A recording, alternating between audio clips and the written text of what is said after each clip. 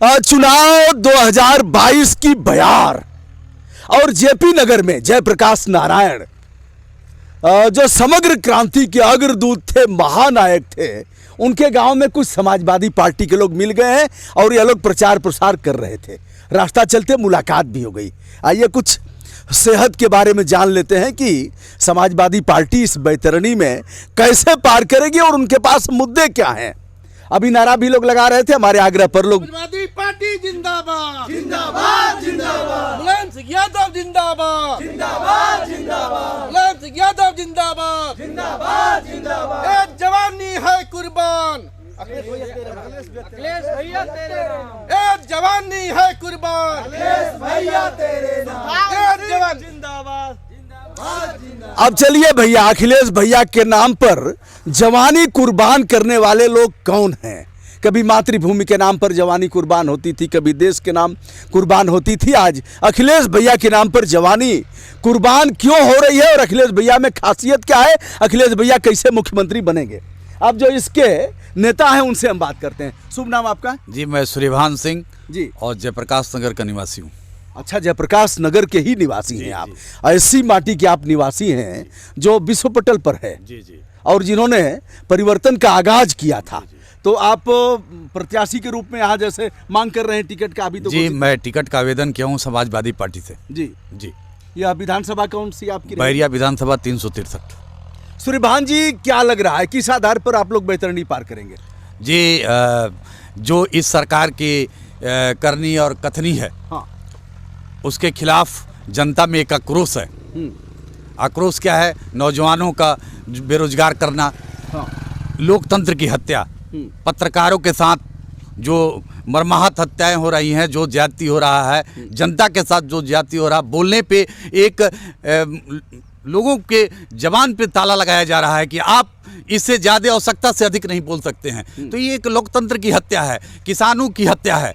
किसान मरने पे बेवश है, इसलिए कि जो देख रहे हैं कि दैवीय आपदा है, उस दैवीय आपदा से किसान के फसल का जो नष्ट होता है उसका कहीं से भी मुआवजा भरपाई तरीके से नहीं मिल पाता है, जिसके कारण वह कर्ज में आ जाता है और आत्महत्या करने के कगार पे पहुंचता है। समाजवादी सरकार ने 1500 रुपया समाजवादी पेंशन देने का काम की।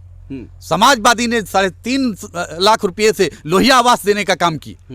समाजवादी पार्टी ने आगरा एक्सप्रेस बनाया। आप पूर्वांचल एक्सप्रेस पे चले जाइए और दोनों का देखिए कि दोनों में अंतर क्या है। सूर्यभान सिंह ने बताया कि आगरा एक्सप्रेस वे जो अखिलेश यादव के समय में बना था उसका और पूर्वांचल एक्सप्रेस वे में दोनों की तुलना कर लीजिए, वो अच्छा है। लेकिन एक्सप्रेस वे इन्होंने भी बनाया, उन्होंने भी बनाया जी। और पूर्वांचल वो हर सड़क आपके काम भी आएगी। चलिए, जहाँ तक सवाल है बेरोजगारी पर और किसानों के सवाल पर, किसान आत्महत्या तब भी करते थे, नहीं, किसान अभी के उसमें देखिए महंगाई चरम सीमा पे बढ़ गई, लेकिन किसान का जो मूल्य है, गेहूं अगर ले जाता है मार्केट में तो उसका किसान जो कृषि केंद्र है, जो उनका विक्रय केंद्र है, उस पे लेने के लिए कोई लाइन लगा के खड़ा रहना पड़ता है। 3-3 दिन 4-4 दिन किसान सड़कों पे सोते हैं ट्रैक्टर लगा करके और उनका कोई नहीं लेता है। लास्ट में वो ला करके और किसी औने पौने दामों पर बेचने पे विवश हो जाता है। जरा रात के तड़पती हुई इस जाड़े में वो किसान मेहनत करता है, गर्मी में तड़पती हुई गर्मी में वो मेहनत करता है। उस किसान का जब फसल उग करके घर आता है तो उसका महंगाई इनके यहाँ तो बढ़ जाता है, लेकिन किसान के पास, किसान को नहीं मिलता है उसका जो वाजिब दर है। तो इसलिए किसान विवश है। बेरोजगारों को रोजगार का लॉलीपॉप दिया गया लेकिन रोजगार नहीं मिला। अब देखिए, स्कूलों की व्यवस्था देख लीजिए, शिक्षा की व्यवस्था देख लीजिए। जो स्कूल है, मान लीजिए कि तमाम समाज के अंदर इस प्रदेश में कितने स्कूल हैं, आप जरा सर्वे कीजिए मीडिया के हैं कि उस स्कूल में जाके देखिए शिक्षक तक उपलब्ध नहीं है। स्वास्थ्य केंद्र पे चले जाइए, सही तरीके से डॉक्टर नहीं है, वहाँ पे आपको कोई इलाज का सुदृढ़ व्यवस्था नहीं मिलेगा। यहाँ से यही समझ लीजिए जयप्रकाश नगर की धरती है, यही CSC है, यहाँ 14 स्कूल हैं। 14 स्कूल में आप सर्वे कर लीजिए आपको कितने शिक्षा मिलते हैं। यहीं पे CSC 30 बेड का है और जा करके देखिएगा एक भी बेड पे सुचारू रूप से इलाज होने लायक लायक नहीं है। सूर्यभान सिंह जी, अभी हम गए थे चंद्रशेखर जी के गांव जी। वहां हमने देखा जो हॉस्पिटल बना है, हॉस्पिटल तो बहुत बढ़िया बना। जी। वह जिंदा थे तभी काम शुरू हुआ और जी। वह दिवंगत हो गए। जी। हॉस्पिटल अब तक चालू नहीं हुआ। जी, जी। बहिन जी आए, जी। धरती पुत्र आए जी। और अखिलेश यादव आए, जिनके नाम पर आप लोग कुर्बान कर रहे हैं, अपनी जी। जवानी को जी। कुर्बान कर रहे हैं। और अब योगी जी हैं, जी। हॉस्पिटल चालू नहीं हुआ। जी। क्या लग रहा है कि यह बागी बलिया जी। जो सबसे पहले अपने को आजाद करा लिया था, जी। क्या यह नहीं लग रहा है कि पक्ष विपक्ष को डूब करके मर जाना चाहिए? देखिए, जो भी स्थिति है, मैंने बताया ना कि ठीक है, अगर सरकार जनता ने नकारा समाजवादी पार्टी को तो कमियां होगी, तभी नकारा होगा। लेकिन अगर जो मौजूदा समय में जिनकी सरकार बनाई, 5 साल का आंकड़ा ले लीजिए, किसी भी स्वास्थ्य विभाग का अगर सुदृढ़ हुआ होगा, शिक्षा विभाग अगर सुदृढ़ हो गया, बिजली की तार अब जर्जर ले लीजिए, इसी गांव में 5 नौजवान युवक बिजली का तार गिरने से मृत्यु हो गई। उनकी स्थिति जाके पूछिए उनके घर वालों से, जिनके घर में चूल्हा नहीं जलता, उनसे जरा पूछिए, महंगाई में उनसे पूछिए। क्यों? जनता इसलिए तो बदली थी कि हमें दूध भात खाने को मिलेगा। भारतीय जनता पार्टी की सूर्यभान जी सरकार अभी बात कर रहे थे तो हमें ध्यान आया, हम लोगों के ऊपर भी तार है जी। और ये अगर तार गिरेगा तो व्यक्ति काल के गाल में समा जाएगा, एकदम समझ और कोई मुआवजा भी नहीं मिलेगा। मुआवजा क्या, बहुत मतलब धरना प्रदर्शन वहाँ अच्छा, के लोग चलिए, देते हैं 5 तो लोग 5 जो लाख। मरे थे, जी। आप उनके परिवार में गए? जी, गए एकदम हैं? गए थे। जी जी, पक्का? मैं भग करके आया, लखनऊ से भी भग के आया, उनके साथ तक पोस्टमार्टम तक कराया अच्छा, और उसके उनके बाद- घर तक गया। उसके बाद भी कोई उनके लिए कोई उनके मुआवजा, लिए कोई 5 जनता- लाख रुपया, बहुत धरना प्रदर्शन के बाद सरकार 5-5 लाख रुपया दी। अब बताइए, 5 लाख रुपया देने, मौत के बाद देने को तैयार होते हो, जिसका लड़का नौजवान अगर मृत्यु हो गया, अब 5 लाख रुपया दे दिए, लेकिन एक तार जर्जर सुधरवाने में नाकाम हो तो कैसे तुम विकास का काम करोगे? ये बताओ। अब सड़क की देखिए, स्थिति जर्जर है। सूर्यभान जी, एक मिनट हम रोकते हैं। जैसे जहां हम लोग हैं, खड़े हैं, तो इस तार को सड़क के बीचों बीच नहीं जाना चाहिए, जी। चाहे जिसके गवर्नमेंट में हुआ हो, मुझे नहीं पता, लेकिन अगर जा भी रहा है तो इसको प्लास्टिक कोटेड जी, करना चाहिए। जी, उसको बंद करना चाहिए। लेकिन ऐसा नहीं किया जाता है। इसके लिए तमाम मेरे तरफ से आपको मैं कम से कम हजारों पत्र दिखाऊंगा इस सरकार में कि बिजली पे, स्वास्थ्य पे, शिक्षा पे, सारे चीज़ों पे मैंने दिया, आदेश भी आए, और उसका नतीजा क्या है? जहाँ गए स्वास्थ्य विभाग में गए, कहे कि मैंने कहा कि एक उदाहरण ले लीजिए कि जयप्रकाश नगर में 30 बेड का हॉस्पिटल है, यहाँ के लोग 50 किलोमीटर जाएंगे तो उनका सुदृढ़ रूप से इलाज थोड़ा बहुत हो सकता है, लेकिन तत्कालीन अगर यहाँ के लोगों को इलाज मिल यहाँ जाए- डॉक्टर नहीं है, यहाँ एक डॉक्टर है, एक बाकी डॉक्टर कोई है। व्यवस्था रात नहीं को है। कोई रहता नहीं होगा। कोई भाई रात में रहते हैं, लेकिन वो अच्छा, आपके रह के समय भी में, क्या करेंगे? आपकी जब गवर्नमेंट थी तो जी। डॉक्टर इलाज करते थे यहाँ? नहीं नहीं, यहाँ तो एक- यहाँ उस समय प्राथमिक स्वास्थ्य केंद्र था। अच्छा, ये प्राथमिक- CSC चालू नहीं चलिए, हुआ था। प्राथमिक स्वास्थ्य केंद्र पर डॉक्टर हाँ, रहते थे उस प्राथमिक समय? स्वास्थ्य केंद्र पे इलाज होता था। जो भी- सूर्यभान जी का कहना है कि उस समय डॉक्टर रहते थे, इलाज होता था, और आज इलाज नहीं हो रहा है। जी, कहा गया कि सबको मुफ्त वैक्सीन दिया और यह किया, सबको मुफ्त इलाज दिया। क्या कहना है आपका? देखिए, मुफ्त इलाज तो पता चल जाएगा जब आप अस्पतालों में चले जाएंगे। नहीं, मुफ्त वैक्सीन दिया। नहीं, वैक्सीन भी देख लीजिए कितने लोगों को लगा। अब तो हर लोग जा करके नहीं ना कहेंगे रोड पे कि मुझे नहीं लगा, लेकिन जब आप सर्वे करिएगा घर घर, तब आपको आंकड़ा पता चलेगा कि ये वैक्सीन, कितने लोग वैक्सीन से वंचित है और कितने लोगों को वैक्सीन लगा। नेताजी, किसका पैसा है वैक्सीन का? वैक्सीन का पैसा ही तो हम लोग का है, स्वयं हम लोग पक्का? का, पक्का हम लोग का है। तो वो तो कह रहे हैं कि मुफ्त वैक्सीन दिया, नहीं, नहीं। फोटो बड़े बड़े लगे हैं, करोड़ों रुपए की होर्डिंग लग गई। ये सब बकवास है। ये आप लोगों सब का पैसा है, मतलब जनता का पैसा जनता है। का पैसा है। तो जनता चुप क्यों है? जनता चुप अगर बोलेंगे तो आप पर विपक्ष में सब गंगेस्टा लगाता है कि नेताजी भयभीत हैं कि अगर हम आवाज उठाएंगे तो यह सरकार है प्रदेश के मुख्यमंत्री जी के, और मुख्यमंत्री क्या मतलब कहते हैं ठोक दो, ऐसा ही। बिल्कुल। अरे अच्छा, अब खुलेआम अत्याचार हो रहा अब अभी आप कह रहे थे अखिलेश भैया तेरे नाम मेरी जवानी है कुर्बान, तो अखिलेश भैया और कौन सा नारा लगा रहे थे? तो अखिलेश भैया का जवान और इस तरह से कमजोर होगा कि ठोक दिए जाएंगे, कैसे चलेगा? नहीं, हमारे नेता शेरे दिल है, हाँ। और हम लोग का ऊर्जा भरने का काम क्या कर नाम रहे है हैं। आपका? जी, मेरा नाम मुन्नागुड़ अंचल है। अच्छा, मैं समाजवादी पार्टी का सक्रिय मेंबर हूँ, संस्थापक सदस्य हूँ। बहुत बढ़िया, बहुत बढ़िया। तो सूर्यभान जी, यह सड़कें क्या कर रही हैं? NH 31 पर हमने देखा इतने इतने गड्ढे, इतने इतने गड्ढे, और यह जेपी के गांव की सड़क है। एक बार अपने सम्मानित छायाकार से मैं चाहूँगा, यह तो अभी ठीक है, लेकिन यह जेपी के गांव की सड़क है। इस बदहाली के लिए जिम्मेदार कौन है? अकेले हम प्रदेश के मुख्यमंत्री और प्रधानमंत्री को जिम्मेदार कैसे ठहरा सकते हैं? देखिए, ऐसा है, मैं आपको आइए बता बढ़ते। दूं, हाँ। NH 31 NH 31 पे आप चले होंगे, जी। उसकी व्यवस्था देखे होंगे। जी। मैंने 1 साल पहले जनता की पीड़ा को देखते हुए जी। मैंने सरकार को पत्र लिखा कि मैं अपने जमीन जायदाद बेच करके 10 लाख रुपया आपको डोनेट कर रहा हूं, या 10 लाख रुपया मैं लगा रहा हूं, और मुझे अनुमति केवल दे दिया जाए कि पूरे बैरिया विधानसभा की जनता में ये क्रांतिकारियों की धरती है, इतना ताकत है कि चंदा से और NH की सड़कें बना देंगे। लेकिन इस तरह का अनुमति कहीं नहीं मिला। मैंने नितिन गडकरी जी को भी पत्र लिखा, मैंने प्रधानमंत्री जी को भी पत्र लिखा, कहिए तो उसका मैं आपको दिखा दूं, और सारे लोगों को पत्र लिखने के बाद भी कोई उसका जवाब नहीं मिला, न उस पर कोई कार्रवाई हुई। तो यह तो बड़ी बात है, मैं उस पत्र को देखना भी चाहूंगा। जी। अगर सार्वजनिक रूप से डीएम और इन लोगों को देकर के कहा गया कि 10 लाख रुपए में मैं गड्ढे पटवाऊंगा और हमें अनुमति दिया जाए, तो करो या करने दो। तो किया भी नहीं, करने भी नहीं दिया, ना हमको अनुमति दी है। कल को अगर मैं जाता हूँ अगर अपने से करने, तो उस पर कोई ना कोई FIR हो जाएगा, कोई ना कोई गैंगस्टर लग जाएगा, कह देंगे सड़क कहीं ना उखाड़ कहीं रहे फंसा थे, दिया, आप पाटेंगे और कहेंगे सड़क उखाड़ बस यही होगा। मेरे पेपर में भी नहीं कहा आपने कि 10 लाख हम दे रहे हैं, एकदम मैंने कहा 10 लाख रुपया मैं दे रहा हूं, और 10 लाख रुपया मुझसे लीजिए और अनुमति दे दीजिए, या तो फिर अनुमति दीजिए कि मैं 10 लाख अपना और प्लस पूरे बैरिया विधानसभा की जनता से चंदा करके, और मैं भीख मांग करके जेपी की धरती से चालू करूंगा, पूरे बैरिया विधानसभा में चंदा करके और इस सड़क को बनाने का काम करूंगा।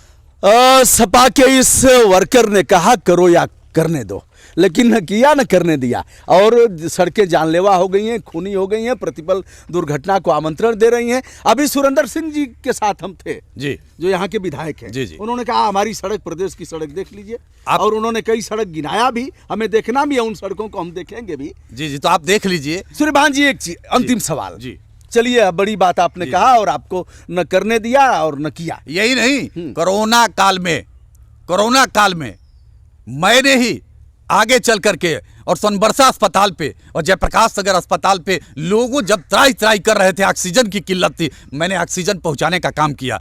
मैं कोरोना में जो हमारे क्षेत्र के जो शिक्षक थे, आप कहां से सिलेंडर कहां से ले आए थे? आप हम खरीद के लाए थे, अपने खरीद के? जी, मैं अपने निजी खर्चे से खरीद करके और सोनबरसा अस्पताल पे और जयप्रकाश नगर अस्पताल पे दिया कि हमारे क्षेत्र की जनता की कम से कम जान बचे। और बचा भी। उसमें अच्छे बड़े ऊंचे ओहदे के लोग भी फोन करके कहे कि नहीं भाई सूर्यभान जी, आपने ये किया कि मैंने किसी को भेजा तो उसका जान बच गया। अच्छा, सिलेंडर बाद में वापस हो गया कि नहीं, मैं दान कर दिया था। यह है एकदम पक्की बात। एकदम उसका जाकर के हॉस्पिटल में पूछिए, सोनबरसा अस्पताल पे और जयप्रकाश नगर पे, कि इन्होंने दिया था कि नहीं। आप तो समाज सेवी भी हैं, केवल और यही नहीं, यहाँ मैंने क्या कहते हैं, अस्पताल के बाद जो शिक्षक चुनाव के दौरान कोरोना से मृत्यु हुई जिनकी इस विधानसभा में, तो हमें सरकार का आंकड़ा मिला विभाग से 2 लोगों का, दोनों लोगों के मैंने अपने तरफ से 50-50 हजार रुपए की आर्थिक मदद किया।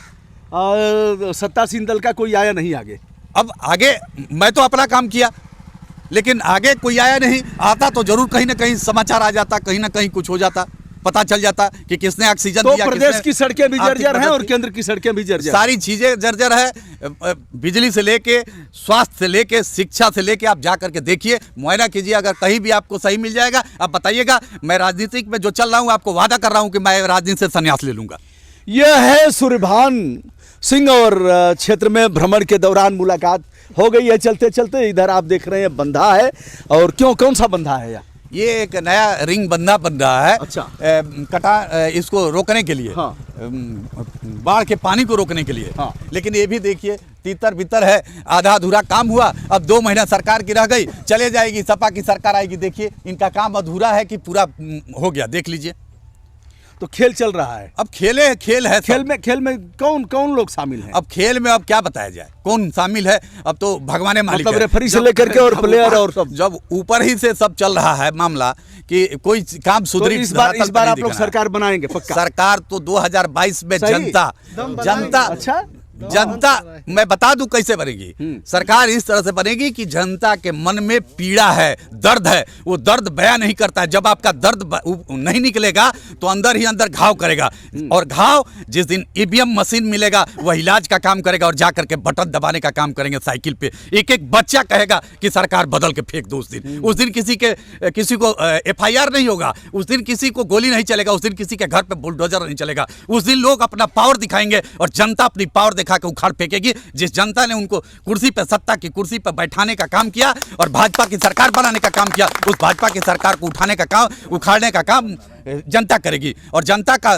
बल और जनता की ताकत, उनके पास बुलडोजर है, उनके पास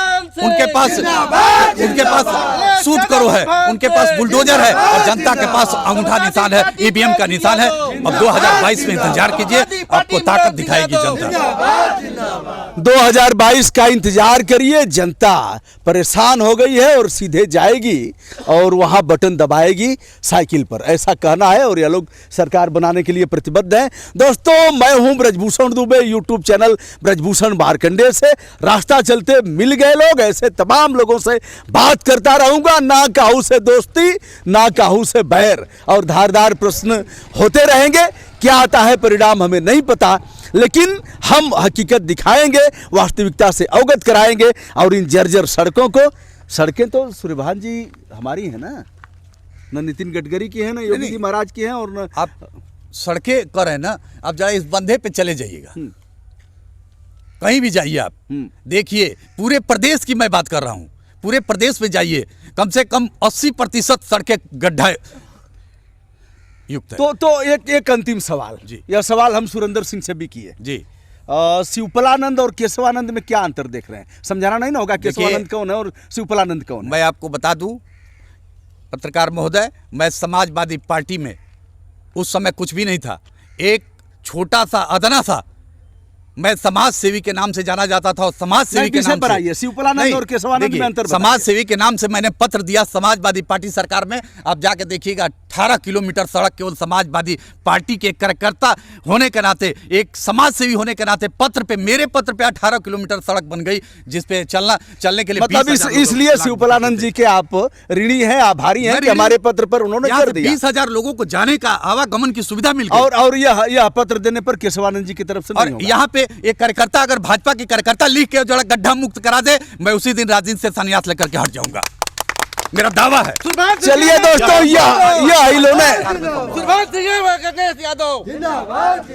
दोस्तों मैं हूं ब्रजभूषण दुबे, यूट्यूब चैनल ब्रजभूषण मार्कंडेय से। जेपी नगर में जयप्रकाश जी के गांव पर हूं, और यह सड़कें भी आप देख रहे हैं। 6 प्रधानमंत्री आए यहाँ, 6 पता नहीं दर्जनों हेलीकॉप्टर उतरे थे। उस सड़क की यह दशा है, और आगे क्या होगा अंजाम खुदा जाने। प्रणाम, नमस्कार, शुभकामना, धन्यवाद।